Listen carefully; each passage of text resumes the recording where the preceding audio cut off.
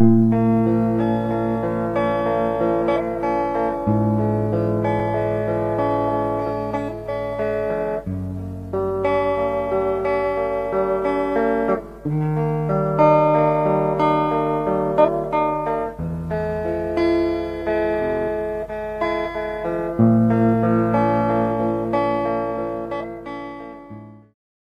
நாமத்துக்கு மகிமை உண்டாவதாக. இந்த வேளையிலும் கூட ஆராதிக்க வந்திருக்கிற ஒவ்வொருவரையும் சபையின் சார்பிலே அன்போடு கூட நாங்கள் வாழ்த்தி வரவேற்கிறோம். ஒருவேளை நீங்கள் பல இடங்களில் இருந்து கூட இந்த ஆராதனையில் நீங்கள் கலந்து கொண்டிருக்கலாம். தேவன் உங்களை கர்த்தர் ஆசீர்வதிப்பாராக. நாம் யாவரும் சேர்ந்து ஒரு மனதோடு கூட நாம் தேவனை மகிமைப்படுத்துவோம், கர்த்தரை ஆராதிப்போம். கர்த்தர் நல்லவர். ஹல்லேலூயா, ஹல்லேலூயா. கர்த்தரை பாடுவேன், அவர் மகிமையாய் வெற்றி சிறந்தார். குதிரையையும் குதிரை வீரனையும் அவர் கடலிலே தள்ளினார். ஆண்டவர் நம்முடைய வாழ்க்கையில் வெற்றியை தருகிற தெய்வம். நமக்கு எதிராக வருகிற காரியங்கள் எல்லாவற்றையும் மாற்றுகிற தெய்வம் இந்த மாலையில் நம்மோடு கூட இருக்கிறார். நம் உற்சாகமாக கரங்களை தட்டி பாடுவோம், கர்த்தரை மகிமைப்படுத்துவோம். கர்த்தரை பாடுவேன், அவர் மகிமையாய் வெற்றி சிறந்தார்.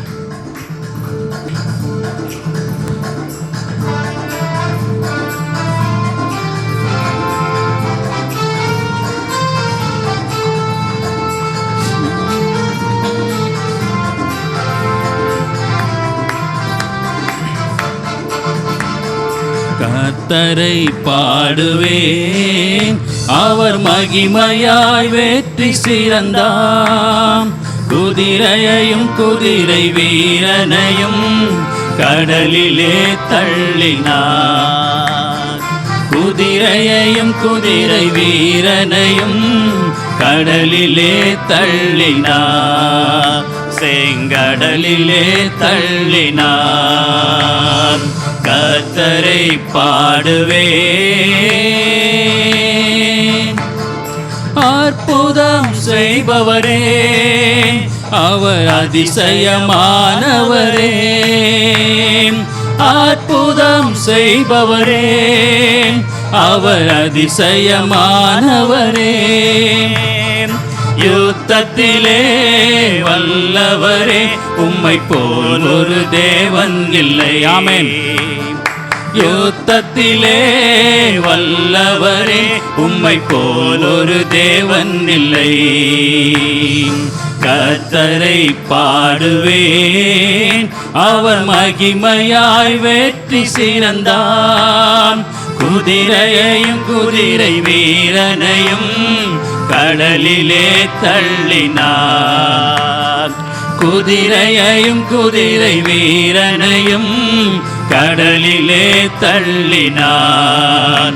செங்கடலிலே தள்ளினார். கர்த்தரை பாடுவேன்,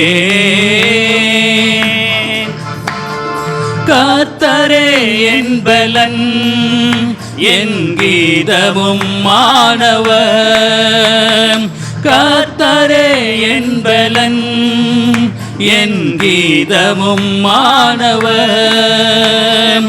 அவரை நான் உயர்த்துவேன், துதி கீதங்களால் பாடுவேன். அவரை நான் உயர்த்துவேன், துதி கீதங்களால் பாடுவேன். கர்த்தரை பாடுவேன், அவர் மகிமையாய் வெற்றி சிறந்தார். குதிரையையும் குதிரை வீரனையும் கடலிலே தள்ளினார். குதிரையையும் குதிரை வீரனையும் கடலிலே தள்ளினார். செங்கடலிலே தள்ளினார். கர்த்தரை பாடுவேன், மாறாவின் தண்ணீரையும் அன்று மதுரமாய் மாற்றினான். மாறாவின் தண்ணீரையும் அன்று மதுரமாய் மாற்றினான். கசந்து போன என் வாழ்வினையும் இன்று களிப்பாய் மாற்றினான். கசந்து போன என் வாழ்வினையும் இன்று களிப்பாய் மாற்றுவார். கர்த்தரை பாடுவேன், அவர் மகிமையாய் வெற்றி சிறந்தார். குதிரையையும் குதிரை வீரனையும் கடலிலே தள்ளினார். குதிரையையும் குதிரை வீரனையும் கடலிலே தள்ளினார். செங்கடலிலே தள்ளினார். கர்த்தரை பாடுவே.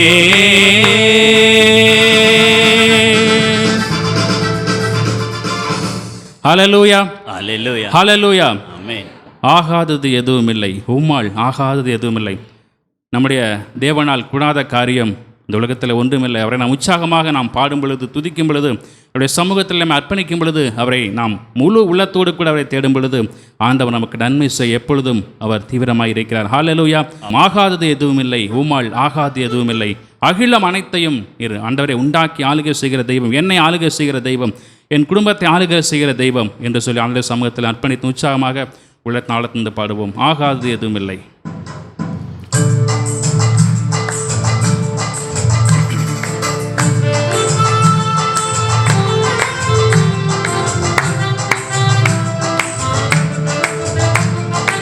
ஆகாதது எதுவும் இல்ல, உம்மால் ஆகாதது எதுவும் இல்ல.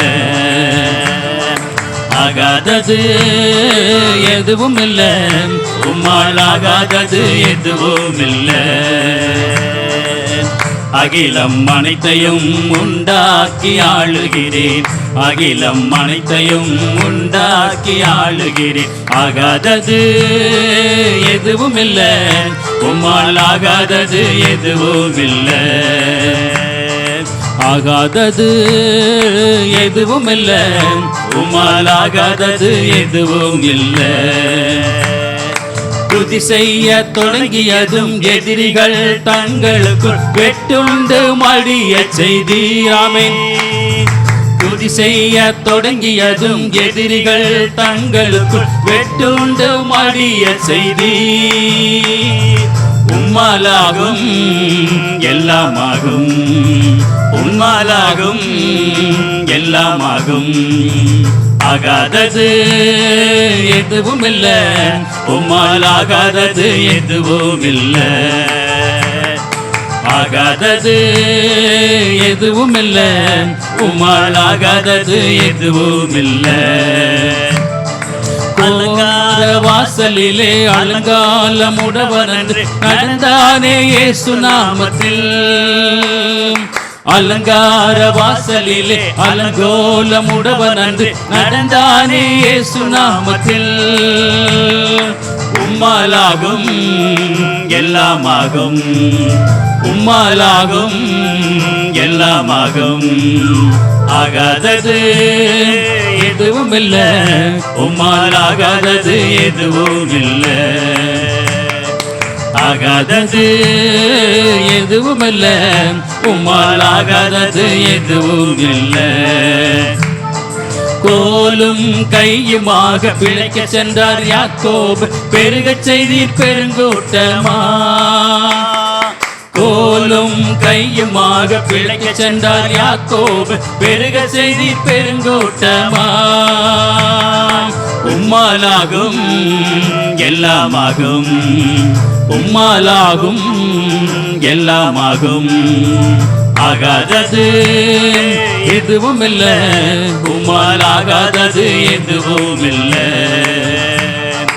ஆகாதது எதுவும் இல்ல, உம்மால் ஆகாதது எதுவும் இல்ல. கண்ணீரை கண்டதாலே கல்லறைக்கு சென்றவனை கரம் பிடித்து தூக்கிவிட்டீ. கண்ணீரை கண்டதாலே கல்லறைக்கு சென்றவனை கரம் பிடித்து தூக்கிவிட்டீ. உம்மாலாகும் எல்லாமாகும், உம்மாலாகும் எல்லாமாகும். ஆகாதது எதுவும் இல்ல, உம்மால் ஆகாதது எதுவும் இல்ல. ஆகாதது எதுவும் இல்ல, உம்மால் ஆகாதது எதுவும் இல்ல. அகிலம் அனைத்தையும் உண்டாக்கி ஆளுகிறேன், அகிலம் அனைத்தையும் உண்டாக்கி ஆளுகிறீர். ஆகாதது எதுவும் இல்ல, உம்மால் ஆகாதது எதுவும் இல்ல. ஆகாதது எதுவும் இல்ல, உம்மால் ஆகாதது எதுவும் இல்ல. ஹalleluya ஹalleluya ஹalleluya ஹalleluya ஹalleluya ஹalleluya ஹalleluya கரங்களை தட்டி ஹalleluya ஆண்டவர் சமூகத்திலே கரங்களை தட்டி ஆமென் ஹalleluya ஹalleluya ஹalleluya ஹalleluya பரிசுத்த ஆவியானவர் ரபபபரஜரி பபல ஹalleluya ஹalleluya ஹalleluya ஆண்டவரே புது பலனினால் இந்த மா நிரப்பும்படி நாங்கள் ஜெபிக்கிறோம். ஹalleluya துதிக்கிறோம், ஸ்தோத்திரிக்கிறோம். ஹalleluya ஹalleluya ஹalleluya ஓ பராக்கிரமம் உள்ளவர், வல்லமை உள்ளவர், வாக்கு மாறாதவர், வார்த்தையில் உண்மை உள்ளவர், பரிசுத்தம் உள்ளவர், ஆவியாய் இருக்கிற எங்கள் தெய்வம். ஹalleluya ஹalleluya ஹalleluya ஹalleluya புதுபலனை புதுபலனை புதுபலனை ஹalleluya ஹalleluya ஹalleluya ஹalleluya ஆண்டவரே உம்மை ஸ்தோத்திரிக்கிறோம், ஆண்டவரே உம்மை ஸ்தோத்திரிக்கிறோம், ஆண்டவரே உம்மை ஸ்தோத்திரிக்கிறோம், ஆண்டவரே உம்மை ஸ்தோத்திரிக்கிறோம். ஓ ஹalleluya கண்ணீரை துடைக்கிறவர். ஹalleluya ஆண்டவரே உம்மை ஸ்தோத்திரிக்கிறோம், ஸ்தோத்திரிக்கிறோம், ஸ்தோத்திரிக்கிறோம். ஹalleluya ஆண்டவரே என் உள்ளத்தின் நினைவுகளை தூரத்திலிருந்து அறிகிற தெய்வம். ஆமென் ஹalleluya கர்த்தர் நல்லவர், அவரை துதியுங்கள், அவர் கிருபை என்றும் உள்ளது. ஆமென் ஹalleluya கர்த்தர் நல்லவர், அவர் கிருபை என்றும் உள்ளது. ஹalleluya ஹalleluya ஹalleluya ஹalleluya வாய்களை திறந்து கர்த்தரை ஸ்தோத்திரிப்போம், மகிமைப்படுத்துவோம். ஆமென் ஆமென் ஆமென் கர்த்தர் நடுவிலே உலாவுகிற தெய்வம் அவர். ஹalleluya ஓ உங்க நடுவிலே இருக்கிற என்று சொன்ன தெய்வம். ஆமென் ஹalleluya ஆண்டவரே உம்மை ஸ்தோத்திரிக்கிறோம், ஆண்டவரே உம்மை ஸ்தோத்திரிக்கிறோம், ஆண்டவரே உம்மை ஸ்தோத்திரிக்கிறோம். ஹalleluya ஹalleluya ஆவியோடு ஆவியோடு ஆவி நிறைவோடு கர்த்தரை ஆராதிப்போம். ஆமென் ஹalleluya ஆண்டவரே உம்மை ஸ்தோத்திரிக்கிறோம். அந்நிய பாஷையிலே பேசி ஹalleluya ஹalleluya நன்றி நன்றி நன்றி நன்றி நன்றி நன்றி நன்றி நன்றி நன்றி நன்றி நன்றி நன்றி ஓ ஹalleluya ஹalleluya ஹalleluya ஹalleluya thank you jesus hallelujah hallelujah hallelujah hallelujah புது பலனை தாரும் கரங்களை உயர்த்தி ஹalleluya புது பலனை தாரும் புது பலனை தாரும் தெய்வமே. ஹalleluya ஹalleluya ஹalleluya ஆண்டவரே உம்மை ஸ்தோத்திரிக்கிறோம், ஆண்டவரே உம்மை ஸ்தோத்திரிக்கிறோம், ஆண்டவரே உம்மை ஸ்தோத்திரிக்கிறோம், ஆண்டவரே உம்மை ஸ்தோத்திரிக்கிறோம். ஹalleluya யோசனையில் பெரியவரே ஆண்டவரே உம்மை ஸ்தோத்திரிக்கிறோம், செயல்களிலே மகத்துவமானவரே உம்மை ஸ்தோத்திரிக்கிறோம் ஆண்டவரே. ஆமென் ஹalleluya ஹalleluya ஹalleluya கண்மணி போல காப்பவரே உம்மை ஆராதிக்கிறோம் ஆண்டவரே. ஹalleluya ஆண்டவரே கண்ணுறங்காமல் காப்பவரே உம்மை ஆராதிக்கிறோம் ஆண்டவரே. ஹalleluya உம்மை ஸ்தோத்திரிக்கிறோம் ஸ்தோத்திரிக்கிறோம். ஹalleluya ஹalleluya ஹalleluya எல்லாரும் கரங்களை உயர்த்தி ஆண்டவருடைய சமூகத்திலே முழு பலத்தோடு கூட முழு பலத்தோடு கூட முழு ஆத்துமாவோடு கூட முழு சிந்தையோடு கூட ஆண்டவருடைய சமூகத்திலே யோசனையில் பெரியவரே ஆராதனை செயல்களிலே மகத்துவமானவரே வல்லவரே நாங்கள் ஆராதிக்கிறோம். ஆமென் ஹalleluya யோசனையில் பெரியவரே ஆராதனை ஆராதனை செயல்களிலே வல்லவரே ஆராதனை ஆராதனை ஓசன்னா ஓ ஆமென் ஹalleluya உன்னத தேவனே ஓசன்னா ஓசன்னா ஓசன்னா கண்மணி போல் காப்பவரே ஆராதனை ஆராதனை கழுகு போல சுமப்பவரே ஆராதனை ஆராதனை ஓசன்னா உன்னத தேவனே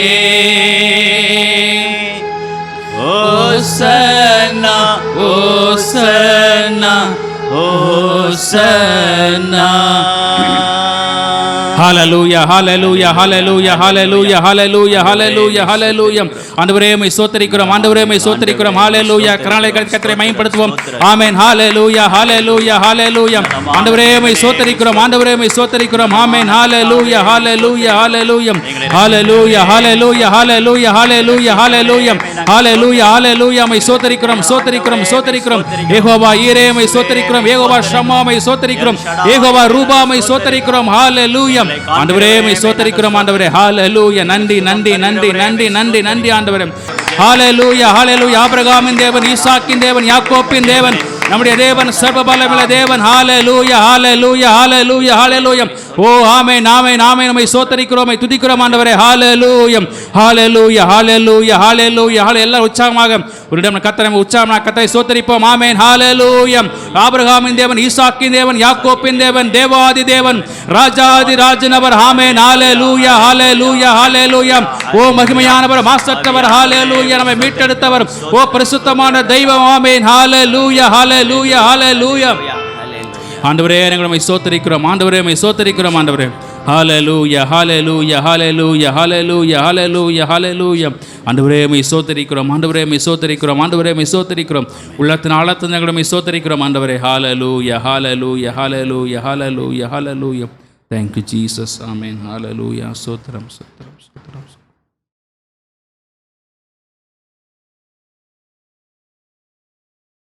எங்களுடைய ஸ்துதி ஸ்தோத்திரங்கள் யாவற்றையும் ஆண்டவராகிய இயேசு கிறிஸ்து மூலம் எடுக்கிறோம் பிதாவே. ஆமென். நாம் யாவரும் உட்காரலாம். ஆண்டவரும் இரட்சகருமாகிய இயேசு கிறிஸ்துவின் நாமத்தினால் உங்களை ஒவ்வொருவரையும் நான் வாழ்த்துகிறேன். கர்த்தருடைய பெரிதான கிருபையினால் இந்த கொரோனா காலத்திலும் அவர் நம்மை பாதுகாத்து கொண்டிருக்கிறார். இந்த கொரோனா தேவ பிள்ளைகள் மேல் எவ்வித தாக்குதலும் ஏற்படுத்தாதபடி அவருடைய இரத்தத்துக்குள் நாம் மறைந்திருப்போம். இயேசுவின் இரத்தம் நமக்கு பாதுகாவலாய் நின்று கொண்டிருக்கிறது. கர்த்தருக்கு ஸ்தோத்திரம். தேவனுடைய வார்த்தைகளை நாம் இணைந்து தியானிக்கப் போகிறோம். ஆவியாகிய தேவன் நம்மோடு இடைபடும்படியாய் நம்ம எல்லோரும் தரைகளை தாழ்த்தி ஒரு விசை கூட ஜெபிப்போமா. அல்லேலூயா. ஸ்தோத்திரம். வல்லமை தேவை தேவா, வல்லமை தாரும் தேவா, இன்றே தேவை தேவா, இப்போ தாரும் தேவா, இன்றே தேவை தேவா, இப்போ தாரும் தேவா.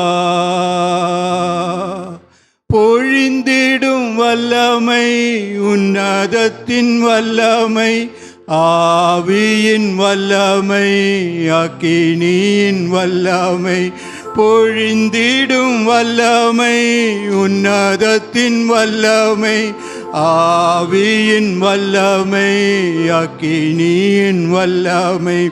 வல்லமை தேவை தேவா, வல்லமை தாரும் தேவா,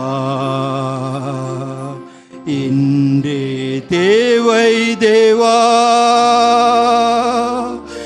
இப்போ தாரும் தேவா. வல்லமையின் தெய்வமே, உம்மை நாங்கள் நோக்கி பார்க்கிறோம். தமக்காய் காத்திருக்கிற தமது ஜனத்தின் நடுவில் உலாவுகிற சர்வ வல்லவர், இன்றைக்கு எங்கள் மத்தியில் உலாவுவீராக. ராஜா, உங்கள் வல்லமையை பொழிந்தருளுவீராக. ஜெபிக்கிற உமது ஜனத்தின் மேல் உமது அபிஷேகத்தின் வல்லமை இறங்குவதாக. சத்ருவின் கட்டுகளினால் கட்டப்பட்ட உமது ஜனத்தை கர்த்தர் விடுதலை செய்வீராக. இயேசு கிறிஸ்துவின் அதிகாரமுள்ள நாமத்தில் பிசாசின் நுகங்களை நாங்கள் முறிக்குகிறோம். தேவ ஜனத்தை விடுதலை ஆக்குகிறோம் இயேசுவின் நாமத்தில். சத்ருவின் நுகங்களினால் வாதிக்கப்பட்டவர்கள் உண்டு, பிசாசின் நுகங்களினால் தாக்கப்பட்டவர்கள் உண்டு, கட்டப்பட்டவர்கள் உண்டு. இயேசுவின் நாமத்தில் அந்த நுகங்கள் முறிந்து விழுவதாக. கர்த்தருடைய விடுதலையை பிரஸ்தாவப்படுத்துகிறோம். ராஜா, உமது வார்த்தை வல்லமையோடு கடந்து வருவதாக. பலவீன பாத்திரமாகிய அடியன் மூலமாய் ஆவியானவர் ஒரு விசை கூட பேசுவீராக. ராஜா, மனுஷ ஞானம் அல்ல, அபிஷேகத்தின் வார்த்தைகள் புறப்பட்டு வருவதாக. கர்த்தர் பொறுப்படுத்திக் கொள்வீராக. ஆலயம் முழுவதும் உமது அபிஷேகத்தினால் கர்த்தர் மூடிக்கொள்வீராக என்று ஜெபிக்கிறேன். சீனாய் மலையில் ஒரு மேகம் நிறைந்திருந்ததே, அதே மேகம் இன்றைக்கு ஆலயம் முழுவதும் நிறைந்திருப்பதாக ராஜா. உம்முடைய மேகத்திற்குள்ளங்களை வைத்துக் கொள்வீராக. உங்க வார்த்தைகளை வெளிப்படுத்துவீராக. விடுதலை கட்டளையிடுவீராக. உமது பிள்ளைகளை ஆசீர்வதிப்பீராக. இயேசுவின் நாமத்தில் ஜெபிக்கிறோம் பிதாவே, ஆமென், ஆமென். அல்லேலூயா. தேவ பிரசன்னம் வல்லமையாய் நம் நடுவே உண்டு. கர்த்தருக்கு ஸ்தோத்திரம். ஆவியானவர் சொன்ன காரியம், பிசாசின் நுகங்களால் வேதனைப்படுகிறவர்கள் ஆலயத்தில் உண்டு என்று பரிசுத்த ஆவியானவர் தெளிவாய் பேசுகிறார். அந்த நுகங்கள் அபிஷேகத்தினால் முறிந்து விழும். ஆகையால் அபிஷேகத்திற்காய் நாம் ஜெபிப்போம். கர்த்தருடைய வல்லமை இறங்கும் பொழுது எந்த சத்ருவின் நுகங்களும் உங்கள் மேல் இருப்பதில்லை. ஹல்லேலூயா. கர்த்தருக்கு ஸ்தோத்திரம். நாம் தியானிக்கும்படியாய் ஆவியானவர் தந்த வேத வசனம் அப்போஸ்தலர் நடவடிக்கைகளின் புத்தகம் 10வது அதிகாரம் 4வது வசனம். அப்போஸ்தலர் 10:4 வாசிக்க கேட்போமா? அவனை உற்று பார்த்து பயந்து, ஆண்டவரே என்ன என்றான். அப்பொழுது அவன், உன் ஜெபங்களும் உன் தர்மங்களும் தேவனுக்கு நினைப்பூட்டுதலாக அவர் சந்நிதியில் வந்து எட்டியிருக்கிறது. Thank you brother. இந்த பகுதி எல்லாருக்கும் தெரிந்த ஒரு வேத பகுதின்னு நான் நினைக்கிறேன். அப்போஸ்தலர் நடவடிக்கைகள் 10வது அதிகாரம் நமக்கு எல்லோருக்கும் தெரியும். கொர்நேலியுவினுடைய கதை. இந்த கொர்நேலியு யார் என்பது 1வது வசனத்திலே உண்டு. இத்தாலியா பட்டாளம் எண்ணப்பட்ட பட்டாளத்திலே 100க்கு அதிபதியாகிய கொர்நேலியு ஒரு இராணுவ அதிகாரி, மிலிட்டரி ஆஃபீஸர். 2வது வசனம் அவர் எப்படிப்பட்டவர் என்பதை விளக்குகிறது. அவர் அதிகமாய் ஜெபிக்கிற ஒரு மனுஷன். அவன் தேவ பக்தி உள்ளவனும் தன் வீட்டார் அனைவரோடும் தேவனுக்கு பயந்தவனும் ஜனங்களுக்கு மிகுந்த தான தர்மங்களை செய்து எப்பொழுதும் தேவனை நோக்கி ஜெபம் பண்ணி கொண்டிருந்தான். அவன் 100க்கு அதிபதியாக இருந்தாலும் இராணுவ அதிபதியாக இருந்தாலும் அவனுடைய வாழ்க்கை தேவனுக்கு பிரியமான ஒரு வாழ்க்கையாக இருந்தது. எப்பொழுதும் ஜெபிக்கிறவன், குடும்பத்தாரோட ஜெபிக்கிறவன், தான தர்மம் செய்கிறவன், ஏழைகளுக்கு உதவுகிறவன், கர்த்தர் என்னென்ன காரியங்கள் விரும்புகிறாரோ அவைகளை செய்கிறவனாயிருந்தான் இந்த 100க்கு அதிபதியாகிய கொர்நேலியு. ஒரு நாள் கொர்நேலியு ஜெபிக்க போகும் பொழுது பிரத்யட்சமாக ஒரு தேவதூதன் இறங்கி வருவதை கண்டான். கொர்நேலியு ஜெபிக்கிற வேளையிலே ஒரு தேவதூதன் இறங்கி வந்து முன்னால் நின்றான். இது அநேகருக்கு ஒரு வேளை இன்னைக்கும் ஆச்சரியமாக இருக்கும். அப்படியெல்லாம் தேவதூதர்கள் வருவார்களா? வந்ததாக வேதம் சொல்லுகிறது. ஆகையால் நான் அதை பிரசங்கிக்கிறேன். தேவதூதர்களை கண்டவர்கள் அநேகர் உண்டு. இன்றைக்கும் தேவதூதர்கள் இறங்குகிற இடங்களும் உண்டு. கர்த்தருக்கு ஸ்தோத்திரம். எனக்கு நேரம் மிக குறைவாக இருப்பதினாலே அதை பற்றி அதிக விளக்கம் நான் நேரத்தை எடுத்துக்கொள்வதில்லை. ஒரு தேவதூதன் கொர்நேலியுவினுடைய வீட்டுக்குள் இறங்கி வந்தான். அந்த தேவதூதனை பார்த்து கொர்நேலியு பயந்து போனான். யார் திடீரென்று நம்முடைய ஜெப அறையிலே இறங்கி வந்திருக்கிற இவர்? அவருடைய தோற்றம் வித்தியாசமாக இருக்கிறது. ஆகையினால் பயந்து நடுங்கி கொர்நேலியு கேட்ட கேள்விதான் 4வது வசனத்தில் நாம் வாசித்தோம். அவனை உற்று பார்த்து பயந்து, ஆண்டவரே என்ன என்றான். என்ன, எதுக்காக வந்தீங்க? என்ன காரியம்? நீங்க எதுக்காக என்னுடைய அறைக்குள் இறங்கி வந்திருக்கீங்க? அதற்கு தேவதூதன் சொன்ன பதில்தான், கொர்நேலியுவே, உன் ஜெபங்களும் உன் தர்மங்களும் தேவனுக்கு நினைவூட்டுதலாக அவர் சந்நிதியில் வந்துட்டி இருக்கிறது. 2 காரியங்கள் பரலோகத்தில் இருந்து தேவாதி தேவன் கொர்நேலியுவுக்கு செய்தியாக தேவதூதன் மூலமாய் அனுப்புகிறார். 2 காரியங்கள் முக்கியமாக. 1, உன்னுடைய தான தர்மங்கள். ஏழைகளுக்கு நீங்கள் எதை செய்தீர்களோ அவைகள் எல்லாம் எனக்கே செய்தீர்கள் என்று சொல்லுகிற தெய்வம். ஏழைகளுக்கு இறங்குகிறவன் கர்த்தருக்கு கடன் கொடுக்கிறான் என்று வேதத்தில் நாம் வாசிக்கிறோம். தேவதூதனிடத்தில் தேவன் கொடுத்த செய்தி, உன்னுடைய தான தர்மங்கள் என்னுடைய சமூகத்தில் வந்து எட்டி இருக்கிறது. பூமியில் நீ கொடுத்திருக்கலாம், அநேகருக்கு தெரியாமல் செஞ்சிருக்கலாம், ரகசியமாக கொடுத்திருக்கலாம், மறுகாதுக்கு தெரிய வேண்டான்னு சொல்லி செஞ்சிருக்கலாம், புருஷனுக்கு தெரிஞ்சா திட்டுவாங்கன்னு சொல்லி மிக ரகசியமாக செஞ்சிருக்கலாம், மனைவிக்கு தெரிஞ்சா கோவப்படுவாங்கன்னு சொல்லி சொல்லாமல் கூட செஞ்சிருக்கலாம். ஆனால் தேவனுடைய சமூகத்தில் அவைகள் எட்டி இருக்கிறது. கர்த்தருக்கு ஸ்தோத்திரம். இன்னைக்கு முக்கியமான செய்திக்கு நேரம் எடுக்க வேண்டியதினாலே அந்த தான தர்மங்களையும் அங்கே விட்டு ஆவியானவர் தியானிக்கும்படியா என்னிடத்தில் கொடுத்த முக்கிய வார்த்தைக்கு நேராய் நான் வருகிறேன். உன்னுடைய ஜெபங்களும் தேவனுடைய சமூகத்தில் எட்டி இருக்கிறது. கொர்நேலியு என்கிற மனுஷன் இந்த அதிகாரத்தை தொடர்ந்து வாசிக்கும் பொழுது நமக்கு தெரியும், அவன் பரிசுத்த ஆவியின் அபிஷேகம் பெற்றவன் அல்ல. ஏன்னா பின்னாலே தான் அபிஷேகம் எல்லாம் வருது. கொர்நேலியு என்கிற மனுஷன் அபிஷேகம் இல்லாத ஒரு விசுவாசி, சாதாரணமான ஒரு விசுவாசி. அந்த சாதாரண விசுவாசியை பார்த்து பரலோகத்தின் பிதாவாகிய தேவன் தூதனை அனுப்புகிறார். கொர்நேலியுவே, உன்னுடைய ஜெபங்கள் என்னுடைய சந்நிதியில் வந்து இருக்கிறது. அநேகர் நினைக்கிற காரியம், அபிஷேக பெற்றவர்களுடைய ஜெபங்கள் தான் தேவனுடைய சமூகத்திற்கு வரும் என்பது. நிறைய பேர் அப்படிதான் நினைக்கிறாங்க. நம்பியூர் என்கிற ஊரில் இருந்து ஒருத்தர் என்னை பார்க்கணுன்னு தினமும் ஃபோன் பண்ணுவார். நான் என்னுடைய வேலையின் காரணமாக பல காரணங்களினாலே தேவையில்லைன்னு சொல்லி தவிர்த்து கொண்டே இருந்தேன். ஒரு நாள் அவர் நேரடியாகவே வந்தார். வந்து சொன்னார், எனக்கு ஜெபம் பண்ண, அதுக்கு தான் வந்திருக்கிறேன். அவர் வந்து ஜெபிப்பதற்காக நான் வந்தேன். நான் அவர்கிட்ட கேட்டேன், தம்பி நான் ஃபோனில் ஜெபம் பண்ணியிருப்பேனேப்பா, ஏன் இவ்வளோ கஷ்டப்பட்டு இவ்வளோ தூரம் வந்தேன்? அவன் சொன்னான், நான் திருப்பூர் வரைக்கும் மோட்டர் பைக்கில் வந்து திருப்பூர் பஸ் ஸ்டாண்டில் மோட்டர் சைக்கிளை விட்டு தான் இங்கே வந்திருக்கிறேன், எல்லாம் கதையெல்லாம் சொன்னேன். நீ ஏன் இவ்வளோ கஷ்டப்பட்டேன்? அவன் உடனே சொன்னான், இல்லை அபிஷேகம் பெற்றவங்க எனக்காக ஜெபம் பண்ணால் ஒரு விடுதலை கிடைக்கும்னு நான் நினைக்கிறேன், அதுக்காக பிரயாசப்பட்டேன். நான் சொன்னேன், இதைத்தான் ஏன் அதை சொல்லுகிறேன்னா, இதுதான் நாம் அனைவரும் நினைக்கிற தவறான ஒரு எண்ணம். பல நேரங்களில் நினைக்கிறோம், ஆவியின் அபிஷேகம் பெற்றவர்களின் ஜெபங்கள் மாத்திரம்தான் தேவனுக்கு பிரியமாயிருக்கும், அவைகள் மாத்திரம்தான் தேவன் கவனிப்பார் என்று தவறான எண்ணத்திலே அநேகரிடத்தில் எனக்காய் ஜெபித்துக் கொள்ளுங்கள் என்று நாம் கேட்பது உண்டு. இங்கே வேத வசனம் மிக தெளிவாய் சொல்லுகிறது, அபிஷேகம் பெறாத கொர்நேலியுவின் ஜெபம் தேவனுடைய சமூகத்தில் எட்டிற்று என்று தேவதூதன் மூலமாய் கொர்நேலியுவுக்கு தகவல் கொடுக்கிறார். இப்பொழுது உன்னுடைய ஜெபங்கள் என்னுடைய சமூகத்தில் எட்டப்பட்டு இருக்கிறது. ஜெபிக்கிற ஜெபங்கள் பரலோகத்தில் தேவனுடைய சமூகத்தில் போய் சேருகிறது. இது நாம் எல்லோரும் அறிந்திருக்க வேண்டிய ஒரு மிகப்பெரிய ஆவிக்குரிய மர்மம். ஆவியானவர் இதை குறித்து என்னிடத்தில் பேசிக்கொண்டிருந்தார். நாம் பல நேரங்களிலும் சர்வசாதாரணமாய் கூட ஜெப வேளைகளை எடுத்துக்கொள்கிறோம். குடும்ப ஜெபத்தின் மத்தியில் 1000 காரியங்கள் பேசுகிற குடும்பங்கள் உண்டு. அப்போ தான் ஞாபகங்கள் எல்லாம் வரும். கதவு சாத்தியாச்சா, கொடுக்க வேண்டியதை கொடுத்தாச்சா, மாட்டுக்கு பில்லு போட்டாச்சா, பூனைக்கு சாப்பாடு போட்டாச்சா, இதெல்லாம் வரும். அதுக்கடையிலே ஹோம்ஒர்க் முடிஞ்சதா, அது முடிஞ்சதா, இது முடிஞ்சதா, கடன் கட்டியாச்சா, வாங்க சொன்னது வாங்கியாச்சா, இதெல்லாம் ஜெபத்துக்கு இடையிலே தான் வரும். ஒரு பாடலை பாடி 4 கேள்வி கேட்டு, பைபிள் வாசித்து அப்புறம் 4 கேள்வி கேட்டு, இதெல்லாம் வரும். ஒன்றே உணர்ந்து கொள்ளுங்கள், ஆவியானவர் மிக தெளிவாய் இந்த செய்தியின் மூலமாய் சொல்லுகிறார், நீங்கள் எப்பொழுது ஜெபிக்க வந்து அமர்ந்திருந்து கர்த்தாவே உம்மிடத்தில் பேச வந்திருக்கிறேன் என்று சொல்கிறீர்களோ, அப்பொழுது உங்களுடைய ஜெபங்கள் தேவ சமூகத்தில் எட்ட ஆரம்பிக்கிறது. அதற்கு மேலே தேவ பிரசன்னத்தை குறித்த உணர்வு இல்லாமல் நானும் நீங்களும் பேசுகிற வார்த்தைகள் என் கர்த்தர் கவனித்து கொண்டிருக்கிறார். அப்படின்னா என்ன அர்த்தம்? இவ்வளோ பயபக்தி இல்லாமல் இவன் பிள்ளைகள் இருக்கிறாங்களேன்னு ஆண்டவரே முத்திரை போடுவார். இவ்வளோ அஜாக்கிரதையாக இருக்கிறாங்களே. மாவட்ட ஆட்சித்தலைவரை சந்திக்க ஒரு வாய்ப்பு கிடைத்தால் அவருடைய அறையிலே போய் அவருக்கு எதிர்த்தாலே சேரில் உட்கார்ந்துட்டு காலையில் மாட்டுக்கு புல்லு போட்டேன்னு பேசுவீங்களா?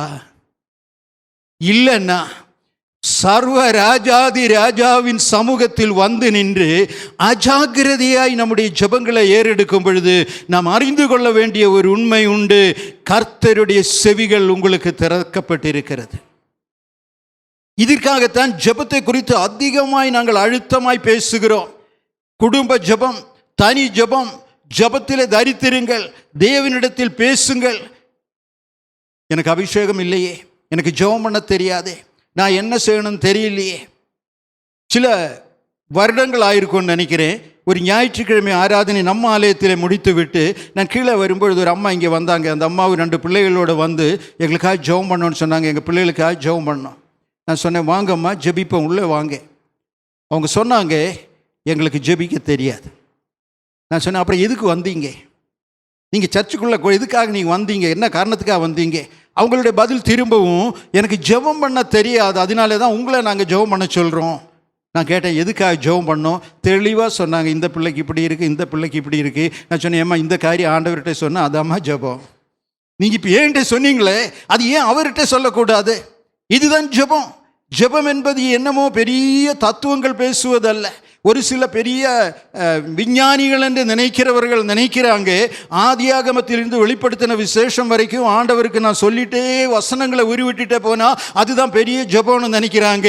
நான் விசுவாசிக்கிறேன், இதை எழுதி வைத்தவருக்கு நான் போய் திரும்ப சொல்ல வேண்டிய அவசியம் இல்லை. அவர் சொல்லுவார், நீ அதை கற்றுக்கோ, அதுதான் எனக்கு ஒன்றும் சொல்ல வேண்டிய அவசியம் இல்லைன்னு திருப்பி சொல்லுவார். அவர் எழுதி தந்தது இது நானும் நீங்களும் கற்றுக்கொள்வதற்காக, அவருக்கு சொல்வதற்காக அல்ல. தேவ சமூகத்தில் வந்து ஜெபிக்கிற ஜெபங்கள் அவருடைய காதுகளில் எட்டுகிறது. வேதம் அவ்விதமாய் சொல்லுகிறது. 1 பேதுரு 3வது அதிகாரம் 12வது வசனம் வாசித்து பார்த்தீங்கன்னா, 1 பேதுரு 3:12 வேதத்தில் இவ்விதமாய் பேதுரு அப்போஸ்தலன் சங்கீதத்திலிருந்து எழுதுகிறார், கர்த்தருடைய செவிகள் நீதிமான்களுடைய ஜெபத்திற்கு திறந்திருக்கிறது. அது சங்கீதம் 34:15 வாசிக்கல. அதைத்தான் பேதுரு அப்போஸ்தலன் திரும்ப எழுதுகிறார். கர்த்தருடைய செவிகள் நீதிமான்களின் ஜெபங்களுக்கு திறக்கப்பட்டிருக்கிறது. நீங்க போய் உட்கார்ந்து ஜெபிக்கிற உடனே அவருடைய காதுகள் உங்களுக்கு நேராய் திருப்பப்படுகிறது. நீங்க பேசுகிற வார்த்தைகள் அவருடைய காதுகளில் விழுகிறது. அவர் அதை கவனித்து கேட்கிறார், பதில் தருகிறார். வேதாகமம் இதற்கு ஆதாரம்.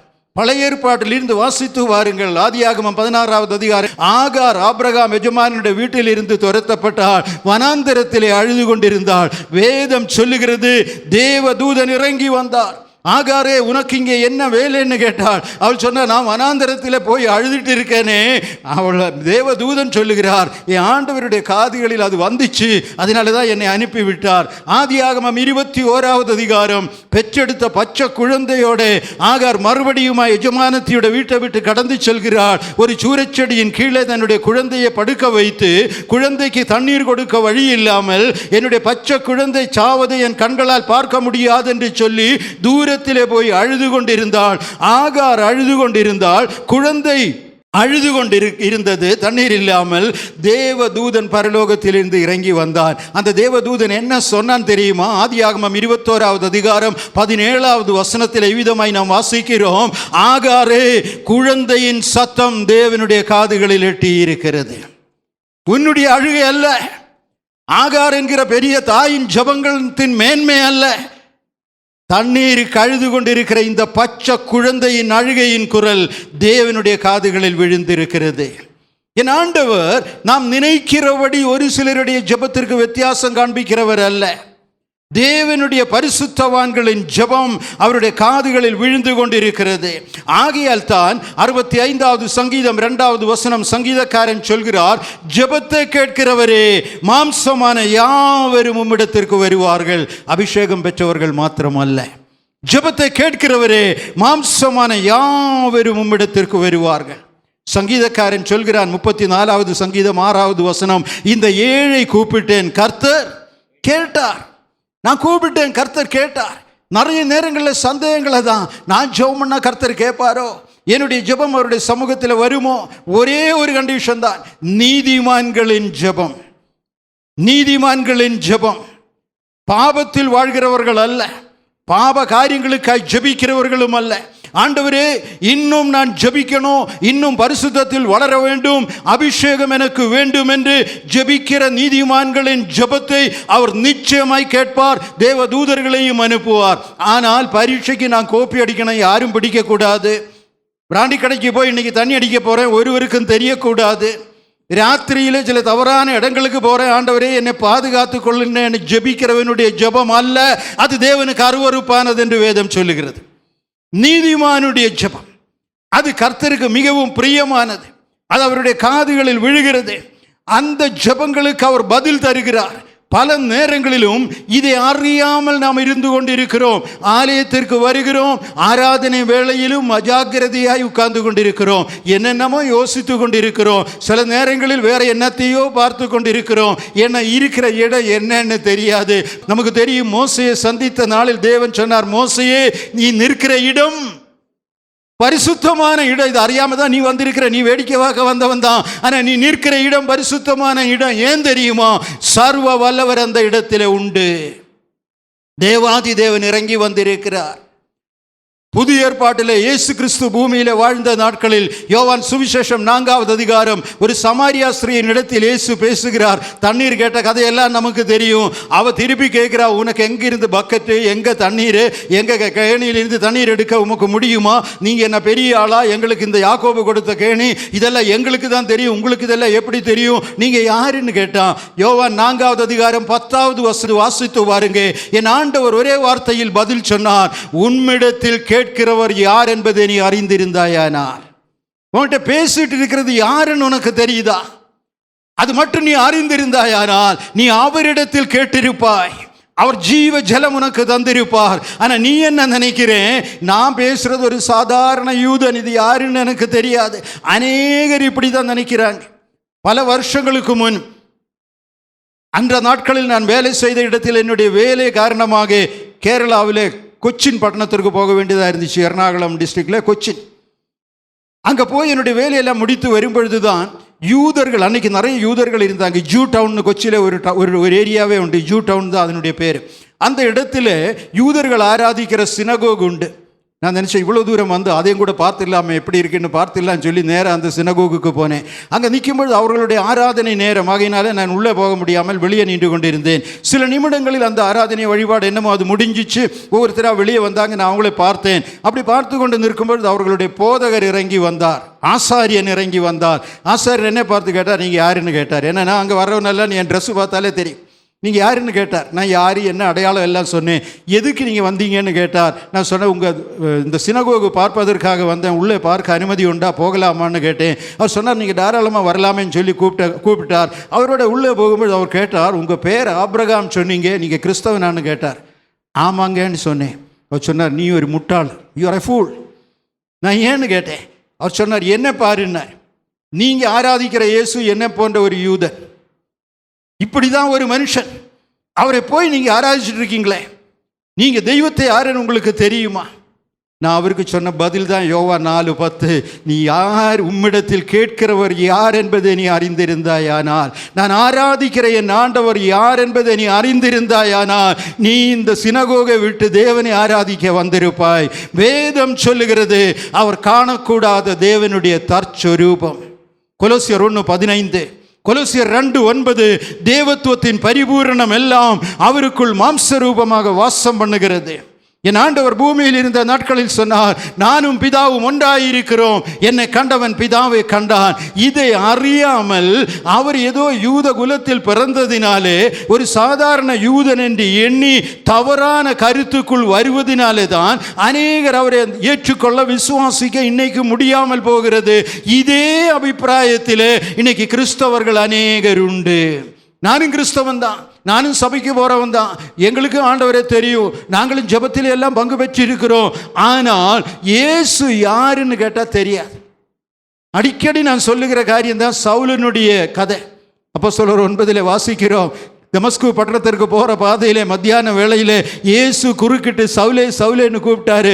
அவருடைய பிரசன்னத்தின் மகிமையினால் குதிரையில் இருந்து கீழே விழுந்து விட்டான். கண்களில் பார்வையற்றவனாய், பலவீனம் அடைந்தவனாய், செத்தவனை போல தரையில கிடக்கிறான். அங்க கிடந்து பலவீன குரல்ல ஒரு கேள்வி கேட்டான், ஆண்டவரே நீ யார்?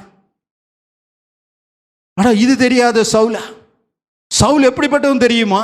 யூதர்கள் ஆலயங்களில் பிரசங்கம் பண்ணுகிறவன், பிரசங்கியாரு தான். கமாலியலினுடைய பாதத்தில் உட்கார்ந்து வேதாகமத்தை முற்றிலும் கற்றுக்கொண்டவன் தான். பைபிள் பூரா நல்லா தெரிஞ்சவன் தான். வேத சாஸ்திரம் தெரிஞ்சவன் தான். படிப்பில் ஒரு குறையும் இல்லை. எல்லா விதத்திலேயும் வேதத்தின் எல்லா கருத்துகளும் தெரிஞ்சு வச்சிருக்கிறவன் தான். ஆனால் இயேசு வந்து சவுலேன்னு அழைத்த நாளில் கேட்டார், நீங்க யார் ஆண்டவரே? உங்களை எனக்கு தெரியாது. என் ஆண்டவர் ஒரு சந்தேகத்திற்கு இடையில்லாமல் நேரடியாக பதில் கொடுத்தார், நீ துன்பப்படுத்துகிற இயேசு நானேன்னு சொன்னான். கர்த்தருக்கு ஸ்தோத்திரம். அநேகருக்கு இந்த மர்மம் தெரியாததினாலே தான் நம்முடைய ஜெப வாழ்க்கை குறைந்து கொண்டிருக்கிறது. நாளுக்கு நாள் நம்முடைய ஜெப வாழ்க்கை குந்தி கொண்டிருக்கிறது. பழைய நாட்களில், வருஷங்களில், மாசங்களில் ஜெபித்ததை போல இந்த நாட்களில் ஜெபிக்க முடியாத நிலைமைக்கு நாம் கடந்து வந்திருக்கிறோம். அன்னைக்கு ஒரு நாள் 1 மணி நேரம் ஜெபித்தது உண்டானால் இன்னைக்கு 10 நிமிஷம் ஜெபிப்பதே கடினமாக இருக்கிறது. இதுதான் ஆவியானவர் என்னுடைய உள்ளத்தில் பேசிக்கொண்டே இருந்தார். ஏன் உன்னுடைய ஜெப வாழ்க்கை இன்னைக்கு குறைந்து கொண்டிருக்கிறது? இயேசு உன் ஜெபத்தை கேட்கிறார் என்கிற உணர்வு இல்லாததினாலே, அவர் உனக்காய் காத்திருக்கிறார் என்கிற உணர்வு இல்லாததினாலே, உன்னுடைய ஜெபத்தை கேட்கிற ஒருவர் உண்டு என்று உனக்கே அறிவில்லாததினாலே, ஆண்டவரே நீ யாருன்னு கேட்ட சவுல் பிற்காலத்தில் பவுலாய் மாறினதின் பின் தீமோத்தேயுக்கு நிருபத்தை எழுதும் பொழுது எழுதுகிறார், தீமோத்தேயுவே நான் விசுவாசிக்கிறவர் இன்னார் என்று அறிவேன். இப்போ எனக்கு தெரியும் நான் யாரை நம்பி இருக்கிறேன். இப்போ நீங்கள் யாரும் சொல்ல வேண்டிய அவசியம் இல்லை. உன்னுடைய ஆண்டவர் யார் என்பதையும் அவர் ஜெபத்தை கேட்கிறவர் என்பதையும் நீ நன்றாய் அறிந்திருந்தாயானால் உன்னுடைய ஜெப நேரம் நாளுக்கு நாள் அதிகரித்து கொண்டே இருக்குமே. இன்னும் ஒரு 2 நிமிஷம், ஒரு 5 நிமிஷம் நான் அவர்கிட்ட பேசணுமே, இன்னொரு 10 நிமிஷம் அவர்கிட்ட பேசணுமே, இன்னும் ஒரு அரை மணி நேரம் அவர்கிட்ட பேசணுமே. கொரோனா ஆரம்பித்த நாட்களில் அநேக ஜெப வீரர்கள் எழும்பினாங்க. ஏன் தெரியுமா? உயிரோடு இருக்கிறதுக்கு. ஆண்டவரே என்னை பாதுகாத்து கொள்ளுங்கன்னு ஜெபம் பண்ணாங்க. ஆனால் இன்னைக்கு அந்த ஜெபம் எங்கே போச்சு? காணாமே. அன்னைக்கு நடுராத்திரியில் எழுந்து ஜெபித்தவங்க இன்னைக்கு காலையிலே கூட எழுந்து ஜெபிக்க கஷ்டப்படுறீங்க. காரணம் என்ன? நம்முடைய ஜெபம் எல்லாம் நம்முடைய சொந்த காரியம்தான். நான் நல்லா இருக்கணும், எனக்கு கொரோனா வரக்கூடாது. ஆண்டவர் கேட்குற காரியமே அதல்ல. நீ என்னுடைய சமூகத்திற்கு வந்து அமர்ந்துரு, நான் உனக்கு நிறைய காரியங்கள் சொல்ல வேண்டியதாக இருக்கு. இந்த செய்தியே அதுதான். ஆண்டவர் யார் என்பதை அறிந்து அவருடைய சமூகத்திற்கு வரும் பொழுது அவர் நிறைய காரியங்கள் பேச விரும்புகிறார். எபிரேயர் நிருபம் 11வது அதிகாரம் 6வது வசனம் நமக்கு தெரிந்த வசனம் தான். தேவனிடத்தில் வருகிறவன் தேவன் ஒருவர் உண்டு என்றும் தம்மை தேடுகிறவர்களுக்கு அவர் பலன் அளிக்கிறார் என்றும் விசுவாசிக்க வேண்டும். விசுவாசம் இல்லாமல் தேவனுக்கு பிரியமா இருப்பது கூடாத காரியம். நீங்க ஜெபிக்க வரும் பொழுது அல்லது தேவனிடத்தில் வரும் பொழுது அல்லது ஆலயத்திற்கு வரும் பொழுது முதலாவது விசுவாசிக்க வேண்டிய காரியம், தேவன் ஒருவர் உண்டு, ஒரு கடவுள் உண்டு.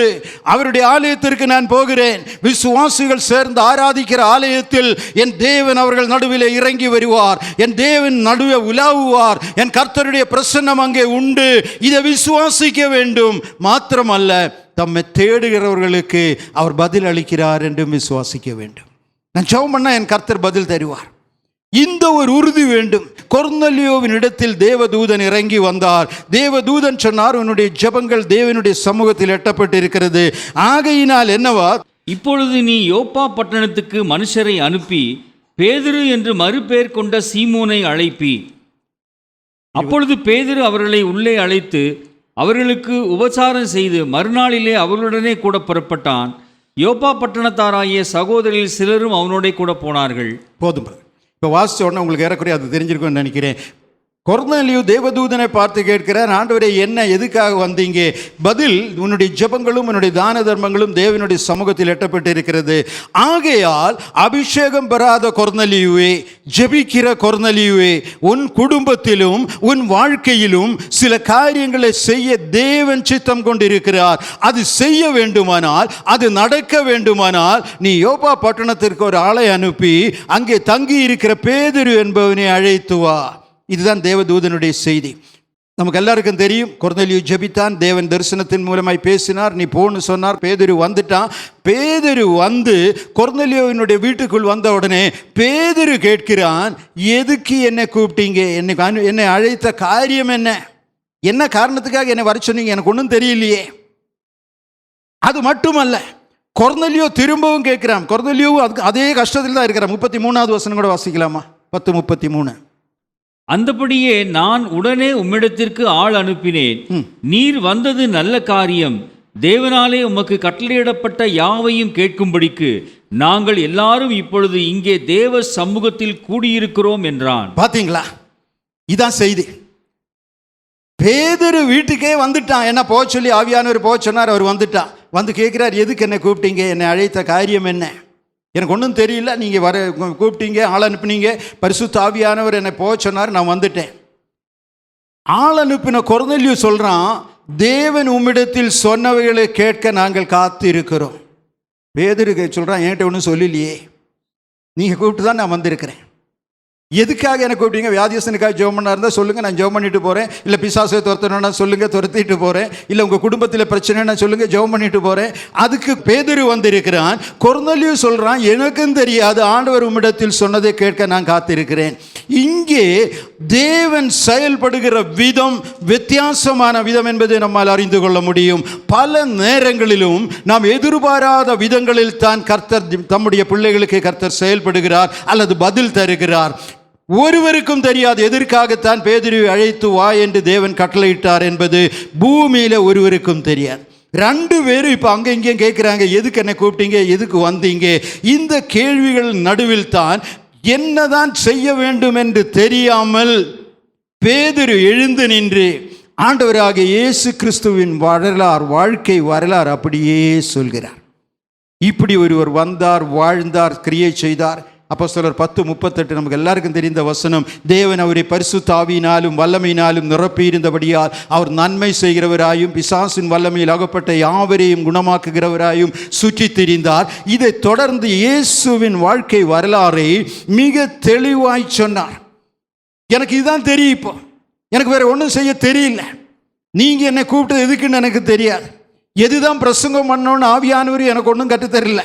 ஆகையினாலே இப்போ உங்கள் மத்தியில் பிரசங்கியாராக நின்றுட்டு இருக்கிறேன். கொர்நேலியோவினோட வீட்டில் சொந்தக்காரங்களை எல்லாம் கூப்பிட்டு வச்சு வீடு நிறைய ஆள் இருந்ததாக இங்கே வேதத்தில் எழுதப்பட்டு இருக்கிறது. இவங்க மத்தியில் இப்போ என்ன செய்ய போகிறோம்? ஒன்று தான் செய்ய தெரியும். இயேசுவினுடைய வரலாறை, இயேசு வாழ்ந்த விதங்களை இந்த ஜனங்களுக்கு சொல்லலாம். வேற என்ன செய்வது? பேதுரு அதைத்தான் செய்தான். பேதுரு இயேசு வாழ்ந்த விதங்களையும் அவர் செய்த நன்மைகளையும் அற்புதங்களையும் பட்டியல் போட்டு சொல்லிக் கொண்டிருக்கையில், பேசிக்கொண்டிருக்கையில் 10வது அதிகாரம் 44வது வசனம், அப்போஸ்தலர் 10:44 மிக முக்கியமான வசனம். இந்த வார்த்தைகளை பேதுரு பேசிக் கொண்டிருக்கையில் வசனத்தை கேட்டவர்கள் யாவர் மேலும் பரிசுத்த ஆவியானவர் இறங்கினார். கர்த்தருக்கு ஸ்தோத்திரம். பேதுரு அபிஷேகத்தை பத்தி பிரசங்கம் பண்ணவே இல்லைங்க. பேதுரு ஆவியானவரை பத்தி பேசவே இல்லைங்க. பேதுரு இயேசுவை பற்றி பேசிக்கொண்டிருந்தார். இந்த வார்த்தைகள் பேதுரு பேசிக்கொண்டிருக்கையில் வசனத்தை கேட்ட அத்தனை பேர் மேலும் பரிசுத்த ஆவியானவர் இறங்கினார். கர்த்தருக்கு ஸ்தோத்திரம். தேவன் எதற்காக பேதுருவை அனுப்பினார்? எதற்காக தூதனை கொர்நேலியோவின் வீட்டுக்கு அனுப்பினார்? எதற்காக தரிசனத்தில் தூதன் வெளிப்பட்டார்? எதற்காக பேதுருவின் இடத்தில் தேவ ஆவியானவர் பேசினார்? ஒரே ஒரு நோக்கம். ஒரு பரிசுத்தவான், ஜெபித்துக்கிறவன் ஒருவன் உண்டு, தான தர்மம் செய்கிற ஒருவன் உண்டு. அவனை அப்படி விட்டால் ஆகாது. அவனை அபிஷேகத்தினால் இடை கட்ட வேண்டும். அவனுக்கு ஆவியானவரை கொடுக்க வேண்டும். இது தேவனுடைய திட்டமாயிருந்ததினாலே கர்த்தர் அபிஷேகத்தின் வல்லமையோடு பேதுருவை அந்த இடத்தில் அனுப்பினார். அவர் பேசிக்கொண்டிருக்கையில் வசனத்தை கேட்டவர்கள் அத்தனை பேர் மேலும் ஆவியானவர் இறங்கினார் என்று வேதத்திலே வாசிக்கிறோம். கர்த்தருக்கு ஸ்தோத்திரம். ஜெபிக்கிறவர்களை அபிஷேகிப்பது தேவனுடைய திட்டம். இதை தெளிவாய் பேசும்படி ஆவியானவரை இடத்தில் கட்டளையிட்டார். எனக்கு அபிஷேகம் இல்லையே என்று சொல்கிறவர்களுக்கு ஆவியானவர் எனக்கு உற்சாகத்தின் வார்த்தைகளை தான் தருகிறார். நீங்க தேவ சமூகத்தில் ஜெபிப்பது உண்மையானால் உங்கள் மேல் அபிஷேகம் ஊற்றுவது தேவனுடைய திட்டம். உங்களை அபிஷேகிப்பது கர்த்தருடைய சித்தம். அதற்கு யாரை அனுப்பணுமோ கர்த்தர் அனுப்பி வைப்பார். பல வருஷங்களுக்கு முன் நீலகிரி மாவட்டத்தில் இருந்த நாட்களில், கிட்டத்தட்ட 30 வருஷங்களுக்கு முன், ஒரு குறிப்பிட்ட ஆலயத்தில், தேவாலயத்தில் ஜனவரி 26 ரிப்பப்ளிக் டே அன்னைக்கு, குடியரசு தினம், விடுமுறை நாள், அந்த ஆலயத்திலே அவங்க உபவாச கூட்டத்தை ஏற்பாடு செய்திருந்தார்கள். செய்தி கழிக்கும்படி என்னையும் கூப்பிட்டிருந்தாங்க. காலையில் 10 மணிக்கு உபவாச கூட்டம் ஆரம்பிக்கணும். சரியான நேரத்திற்கு நானும் அந்த இடத்திற்கு போயிட்டு, அன்னைக்கு லீவு, அதனால பிரச்சனை இல்லை. உபவாச கூட்டத்திற்கு போன உடனே பாஸ்டர் என்னை வரவேற்று சொன்னார், பிரதர் கொஞ்சம் பிரச்சனை இருக்கு. நான் என்னன்னு கேட்டேன். 30 வருஷத்துக்கு முன்னாலே. இப்போ அவர் சொன்னார், ஒரு சிலர் நீங்கள் பேசுகிறதெல்லாம் சும்மா கதை தான், இப்படியெல்லாம் இல்லை அப்படியெல்லாம் இல்லைன்னு வாக்கு தர்க்கத்துக்கு இந்த ஊரில் உள்ள வாலிபர்கள் ஒரு சிலர் வந்தாங்க. நேற்று ஒரு சிலரோடு நான் பேசிக்கொண்டிருந்தேன். அவங்க கேட்டாங்க, எங்களுடைய கேள்விகளுக்கு நீங்கள் பதில் கொடுத்து தான் ஆகணும். நீங்கள் கொண்டு வர்ற ஊழியக்காரன் இந்த கேள்விகளுக்கு பதில் கொடுக்குறானா, சரியான பதிலாக இருந்தால் நாங்கள் ஏற்றுக்கிறோம், இல்லாட்டி இல்லைன்னு அவங்க சொல்லிட்டாங்க. இந்த ஊரில் நீங்கள் யாரை ஏமாற்றக்கூடாது, நாங்கள் அப்படி முக்கியமானவங்க, அதனால நாங்கள் சொல்கிறோம், எங்களுடைய கேள்விகளுக்கு சரியான பதில் வராமல் போனால் நாங்கள் இதை ஏற்றுக்க மாட்டோம்னு அவங்க சொல்லிட்டாங்களா. பாஸ்டர் சொன்னார், நான் எனக்கு யாருன்னு தெரியாது, என்னன்னு தெரியாது. அவர் சொன்ன ஒரு காதில் வாங்கி ஒரு காதில் விட்டு நான் என் பாட்டுக்கு உட்கார்ந்து ஜெபம் பண்ணிட்டு இருந்தேன். செய்தி நேரம் வந்தது. எழுந்து நின்று இன்றைக்கு செய்ததை போல, எப்பொழுதும் எல்லா இடத்திலையும் செய்வதை போல ஆரம்ப ஜெபம் பண்ணி, ஆவியானவரை இறங்குவீராக என்று ஜெபித்தேன். அந்த ஜெபம் முடித்த உடனே ஆவியானவர் 3 காரியங்கள் சொல்லும்படி என் உள்ளத்தில் பேசினார். இப்பொழுது பிசாசின் நுகங்களில் அகப்பட்டவர்கள் உண்டு என்று சொன்னதை போலவே அன்னைக்கு சொன்னேன், பரிசுத்த ஆவியானவர் 3 காரியங்கள் என்னிடத்தில் பேசுகிறார் என்று சொல்லி 1, 2, 3 என்று அந்த 3 காரியங்களையும் சொன்னேன். இந்த 3வது வார்த்தையை நான் சொல்லி முடித்த உடனே பின்னாலே இதே போல அமர்ந்திருந்த போதகர் அவர்கள் குதித்தெழுந்து அல்லேலூயா என்று சொன்னார். எனக்கு அது என்னன்னு புரியல. சபை விசுவாசிகள் அநேகர் ஸ்தோத்திரம் சொன்னார்கள், கரங்களை தட்டினார்கள். எனக்கு அது என்னன்னு புரியல. அதன் பின் செய்திக்கு கடந்து சென்றேன். ஆராதனையின் முடிவில் பாஸ்டர் சொன்னார், அந்த வாலிபர்கள் கேட்ட 3 கேள்விகளுக்கு தான் நீங்க பதில் சொன்னீங்க. எந்த கேள்விகளுக்கு பதில் வேண்டும் என்று அவர்கள் என்னிடத்தில் கேட்டார்களோ அந்த 3 கேள்விகளுக்கும் நீங்கள் ஆரம்பத்திலேயே பதில் சொல்லிவிட்டீங்க. அதனால என்ன நடந்தது தெரியுமா? அவங்க 3 பேரும் உள்ளே வந்து உட்கார்ந்து இருக்கிறாங்க ஜெபத்தில். இப்போ அவங்களும் ஜெபத்தில் பங்கு பெற்றுட்டு இருக்கிறாங்க. நான் அந்த பட்டணத்தை விட்டு வருவதற்கு முன்னதாக அந்த 3 பேரும் ஞான ஸ்நானம் எடுத்து சபையின் அங்கத்தினர்களாய் மாறினாங்க.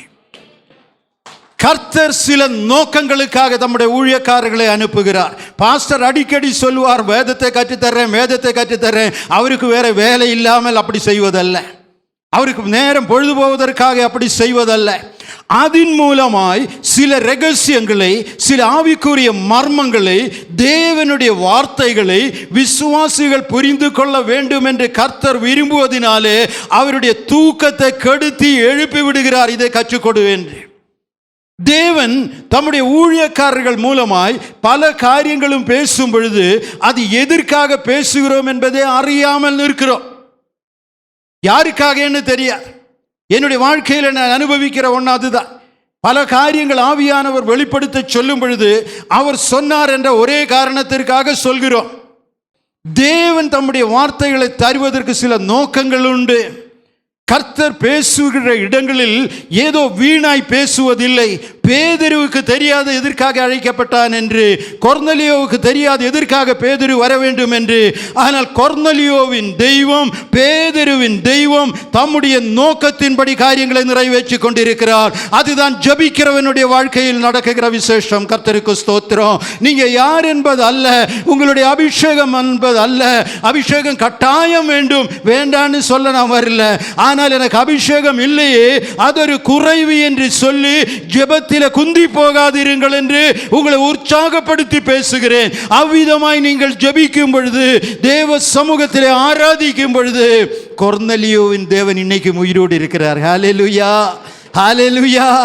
அவர் சொன்னார், என் மகன் கொர்நேலியு அவன் பக்தி உள்ளவன், அவன் தான தர்மம் செய்கிறவன், அவன் குடும்பத்தோடு ஜெபிக்கிறவன், தனியாக எந்நேரவும் ஜெபம் பண்ணுகிறவன். அவனை அபிஷேகித்தாலே ஒழிய என்னுடைய விருப்பம் பூர்த்தியாகாது. ஏன்?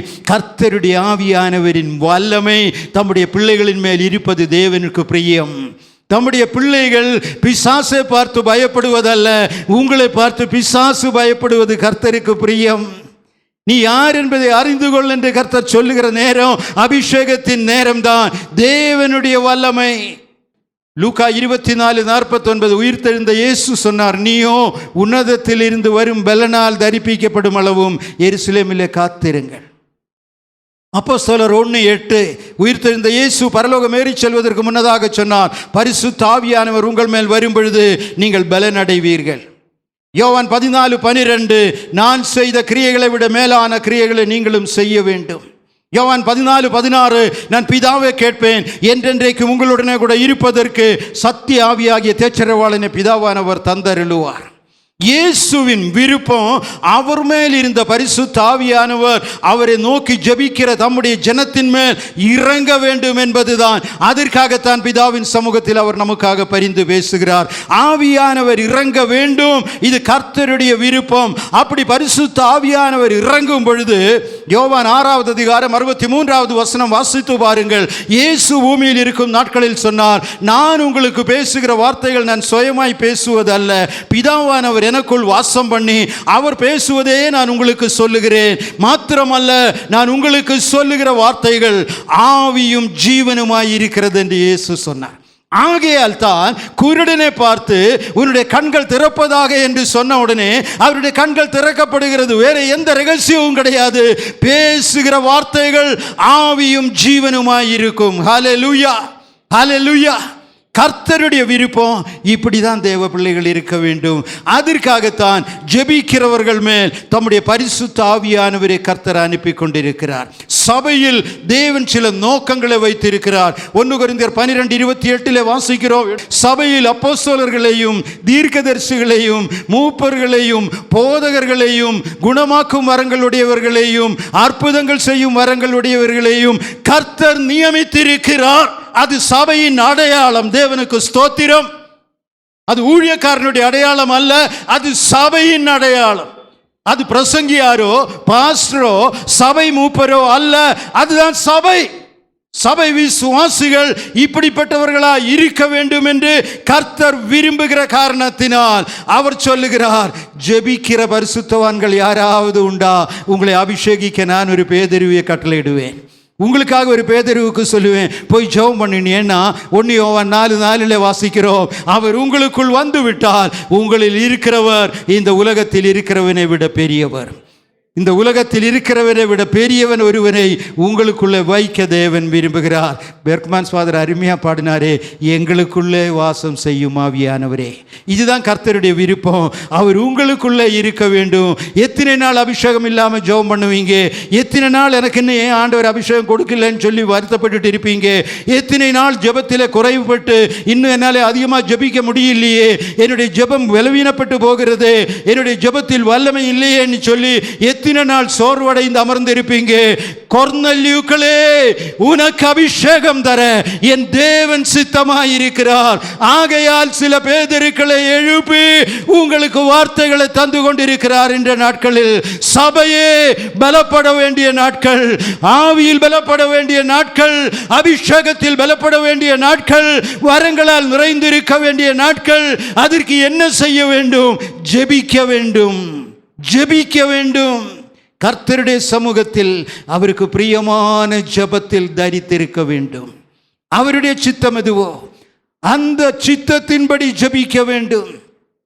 நான் எதற்காக ஜெபிக்க வேண்டும் என்று கேட்கும் பொழுது ஆவியானவர் உணர்த்துவார். இவைகளுக்காக ஜெபிக்க வேண்டும், அந்தந்த காரியங்களுக்காய் நீங்கள் ஜெபிக்க ஜெபிக்க ஜெபிக்க. ரோமர் 8:26 வாசிக்கிறோம், ஆவியானவர் நம்முடைய பலவீனங்களில் நமக்கு துணை நிற்கிறார். வார்த்தை கெட்டாத பெருமூச்சுகளால் நானும் நீங்களும் பேசுகிற மொழியில், அந்நிய பாஷை என்று நாம் அழைக்குகிற பாஷையில் அவர் நம்மை ஜெபிக்க வைக்கிறார். கர்த்தருக்கு ஸ்தோத்திரம். தேவனிடத்தில் பேசுவதற்கு, தேவனிடத்தில் மர்மங்களை பேசுவதற்கு, தேவனிடத்தில் ரகசியங்களை பேசுவதற்கு, தேவன் பேசுகிறவர்களை புரிந்து கொள்வதற்கு ஆவியானவர் நமக்கு உதவி செய்கிறார். கொர்நேலியுவே, இன்னும் இந்த பழைய ஜெபம் போதாதப்பா. நீ நல்ல ஜெப வீரன் தான் ஒத்துக்கொள்கிறேன், நீ நல்லா ஜெபிக்கிறவன் தான் ஒத்துக்கொள்கிறேன். உன்னுடைய தான தர்மங்கள் தேவனுடைய சமூகத்தில் எட்டப்பட்டு இருக்கிறது, நல்லது. ஆகையால் நீ அபிஷேகப்பெற வேண்டும் என்று கர்த்தர் திட்டமிட்டிருக்கிறார். அதற்கு தான் பேதுருவை பார்த்து சொன்னார், பேதுருவே நீ போப்பா, 2 பேர் உன்னை கூப்பிட வந்திருக்காங்க, அவங்க கூட போ. விஷயம் தெரியாமல் பேதுரு பிரசங்கம் பண்ணிட்டு இருக்கிறான். வசனத்தை கேட்ட யாவர் மேலும் பரிசுத்த ஆவியானவர் அந்த நாளில் இறங்கினார். அவர்கள் எல்லோரும் ஆவியில் நிறந்து தேவனை ஆராதிக்க ஆரம்பிச்சாங்க. அன்னைக்கு பேதுருவின் இடத்தில் ஆவியானவர் சொல்லக்கூடிய ஒரு வார்த்தை உண்டு, இதற்கு தான் உன்னை போக சொன்னேன், இதுக்கு தான் உன்னை போக சொன்னேன், இதுக்கு தான் உன்னை அனுப்புனேன். This is your mission. இதுதான் உன் வேலை, இதுதான் உனக்கு நான் கொடுத்த பொறுப்பு. நீ என் வார்த்தையின்படி போனதினாலே இன்னைக்கு என்னுடைய விருப்பம் நிறைவேறிட்டு. கர்த்தர் நம்மை அபிஷேகிக்க சித்தமாய் இருக்கிறார், நம்மை அபிஷேகிக்க காத்திருக்கிறார். நம்முடைய ஜெபங்களை அவர் ஏற்றுக்கொள்ள ஆவலாய் இருக்கிறார். நம்முடைய ஜெபங்கள் அவருடைய சமூகத்தில் எட்டிக்கொண்டிருக்கிறது. நம்ம எல்லோரும் தலைகளை தாழ்த்தி ஜெபிப்போமா? ஆண்டவரே, எனக்கு ஜெப வல்லமையை தாங்கன்னு தான் இந்த நாளில் அதிகமாக ஜெபிக்க போகிறோம். இன்னும் அதிகமாய் நான் ஜெபிக்கணும். இன்னும் அதிக நேரம் உங்கள் சமூகத்தில் காத்திருக்கணும். ராத்திரி வேளைகளில் நீர் என்னை எழுப்பி விடும் பொழுது, ஆண்டவரே, நான் மறுபடியும் தூங்குவதை பற்றி யோசிக்காமல் உம்மிடத்தில் பேசுவதற்கு எனக்கு ஒரு கிருபை தாங்க. இரவு வேளைகளில் என்னை தூக்கத்தில் இருந்து எழுப்பி விடும் பொழுது உம்முடைய சத்தத்தை கேட்க எனக்கு பலன் தாங்க. உம்மை நோக்கி பேச எனக்கு உதவி செய்யுங்க. எனக்கு என்னுடைய பலவீனங்கள் மாத்திரம்தான் நினைவுக்கு வரும். ஆனால் அவைகளை மறந்துவிட்டு அண்ட சராசரங்களை படைத்தவரிடத்தில் பேசுவதற்கு எனக்கு ஒரு கிருபை தாங்க ராஜா. உம்மிடத்தில் நான் பேச வேண்டும், பேச வேண்டும், பேச வேண்டும், ஜெபித்து கொண்டே இருக்க வேண்டும். என்னுடைய ஜெபங்கள் உங்க சமூகத்தில் எட்டும் பொழுது, என்னுடைய ஜெபங்கள் உம்முடைய சிங்காசனத்தை தட்டும் பொழுது, என்னுடைய ஜெபங்கள் உம்முடைய காதுகளில் விழும் பொழுது நீர் ஒரு தூதனை அனுப்புவீர். நான் அதை அறிந்திருக்கிறேன். ஆண்டவரே, உம்மை நோக்கி ஜெபிக்க எனக்கு பலன் தாங்க. என்னுடைய ஜெப வாழ்க்கையை கர்த்தர் கட்டி எழுப்புங்க. ஹல்லேலூயா, ஹல்லேலூயா, ஹல்லேலூயா, ஹல்லேலூயா. எத்தனை பேர் ஜெபிக்க தங்களை ஒப்பு கொடுக்கிறீங்க? உங்களுடைய கடந்த காலங்கள் அல்ல, உங்களுடைய சோர்வுகள் அல்ல, உங்களுடைய கடந்த நாட்களில் இருந்த பலவீனங்கள் அல்ல, உங்களுடைய ஜெப குறைவுகள் அல்ல. இன்றைக்கு ஒரு கொர்நேலியோவின் மூலமாய், ஒரு பேதுருவின் மூலமாய் பரிசுத்த ஆவியானவர் பேசுகிறார். ஜெபிக்க ஒப்பு கொடுப்பாயா? ஒரு கொர்நேலியோவை போல தேவ சமூகத்தில் எந்நேரமும் ஜெபிப்பதற்கு உன்னை ஒப்பு கொடுப்பாயா? ஹல்லேலூயா, ஹல்லேலூயா. இதுதான் கர்த்தர் எதிர்பார்க்குகிற காரியம். இதுதான் ஆவியானவர் எதிர்பார்க்குகிற காரியம்.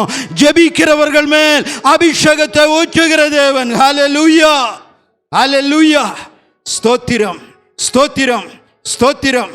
நீ கத்த கொடுத்த அனுபவத்துக்காக ஸ்தோத்திரிக்கிறோம். இன்றைக்கு ஏற்பட்ட அந்த ஆரம்பம் தொடர்ந்து பெருகட்டும். நான் உனக்கு கொடுக்கும் தண்ணீர் ஜீவகாலமாக ஊறுகிற ஊற்றாய் இருக்கும் என்று விசுவாசிகளுடைய உள்ளத்திலிருந்து ஜீவ தண்ணீர் உள்ள நதிகள் சபையில் இந்த வசனத்தை கேட்டுக்கொண்டவர்கள் மீது அருளப்பட்டதினாலே அவருடைய உள்ளத்திலிருந்து ஜீவ தண்ணீர் உள்ள நதிகள் புறப்பட்டு சென்று கொண்டே இருக்கட்டும் ராஜா. எழுப்புதல் காலம் வரைக்கும், எழுப்புதல் காலத்தின் ஊடாக சென்று கொண்டே இருக்கட்டும். சபையின் சின்ன பிள்ளைகளுக்கு ஆட்சேபிக்கிறோம், வாலிப தங்கச்சிகளுக்கு ஆட்சேபிக்கிறோம். ஆண்டவரே, இவ்வளோ வருஷங்கள் வந்தோம், எந்த அசைவில்லாமல் இருக்கிற விசுவாசிகளுக்காக செபிக்கிறோம். அது மிகுந்த அன்பினாலே அவர்களை உருக்க வேண்டும் என்று செபிக்கிறோம். அது மிகுந்த அன்பினாலே அவர்களை ஆண்டவரே உருவாக்க வேண்டும் என்று நாங்கள் செபிக்கிறோம். வாலிப பிள்ளைகள் சேர்ந்து செபிக்க, பையன்கள் சேர்ந்து செபிக்க, ஆவியானவர் சொப்பன தரிசனத்தின் மூலமாய் வெளிப்பட, தேவ தூதர்களை இந்த பிராந்தியங்களிலே கர்த்தர் அனுப்ப நாங்கள் மன்றாடி செபிக்கிறோம். எங்களுடைய சுற்றி இருக்கிற கிராமங்களிலே திடீரென்று உயர்ந்த தேவதூதர்கள் காணப்பட்டு இயேசுவை பற்றி திரளான மக்களுக்கு சொல்லட்டு கர்த்தாவே. அதை பார்த்து தரிசிப்பதனாலே ஒரு ஆலயங்களுக்குள்ளே புறப்பட்டு வரட்டு கர்த்தாவே. இந்த நாட்களுக்காய் காத்திருக்கிறோம். இந்த நல்ல வார்த்தைகளுக்காக சோத்திருக்கிறோம். ஆண்டவரே கர்த்தாவே, மெல்லிய சத்தத்தை ஒவ்வொருவரும் கேட்க, பத்திரமாக இருக்க கர்த்தர் கிருபை தாரும். ஜனமாய் சேவையில் ரட்சித்தள்ளும். எருசலேமின் சமாதானத்துக்காக செபிக்கிறோம். எங்களுடைய நாட்டிலும் அடிக்கடி கேள்விப்படுகிறோம், இவை அறிந்தவர்களை தாக்குகிறார்கள், அடிக்கிறார்கள், துன்புறுத்துகிறார்கள். அவர்களை மன்னியும். உடைய பிள்ளைகளை காத்துக்கொள்ளும். உடைய வருகைக்காய் ஒவ்வொருவரையும் ஆயத்தப்படுத்தும். ஒவ்வொருவரையும் தாழ்த்தி உடைய திரு சமூகத்திலே தருகிறோம். இந்த நல்ல வார்த்தைக்காக, வல்லமைக்காக நன்றி சொல்கிறோம். இயேசு இரட்சகர் மூலம் கேட்கிறோம் பிதாவே. ஆமென், ஆமென். நம்முடைய கர்த்தராயிருக்கிற இயேசு கிறிஸ்துவினுடைய கிருபையும் பிதாவாகிய தேவனுடைய அன்பும் பரிசுத்த ஆவியானுடைய ஐக்கியமும் அனைவரோடு கூட இன்றும் என்றும் தங்கியிருப்பதாக. ஆமென். ஆத்மாவே கர்த்தரை ஸ்தோத்திரி, என் முழு உள்ளமே அவருடைய பரிசுத்த நாமத்தை ஸ்தோத்திரி. ஆத்மாவே கர்த்தரை ஸ்தோத்திரி, அவர் செய்த சகல உபகாரங்களையும் மறவாதே. ஆமென், ஆமென். கர்த்தர் உங்களோடு இருப்பாராக. கர்த்தர் உங்களை நேசிக்கிறார். ஆமென்.